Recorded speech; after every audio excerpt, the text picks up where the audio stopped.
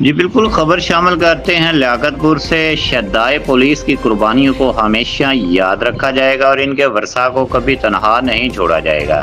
ان خیالات کا اظہار ڈی ایس پی لیاقت پور محمد فخر الزمان خان اور ایس ایچ او پکا لاڑا محمد آصم نے امین آباد میں ثانیہ خان بلا میں دہشت گردوں کے ہاتھوں شہادت پانے والے اہلکار محمد اسحاق خان لورائی شہید، جبکہ دوسری تقریب میں ایس ایچ او تھانہ شہدائی شریف محمد جاوید خان اور سب انسپکٹر محمد شہباز کلیم نے اسی ثانیہ میں شہادت پانے والے اہلکار محمد شفیق سمجھیا شہید کی قبروں پر سب انسپکٹر محمد اقبال چنر کی قیادت میں پولیس دستہ کی طرف سے سلامی اور پھولوں کی چادر ڈالنے کے موقع پر گفتگو کرتے ہوئے کیا۔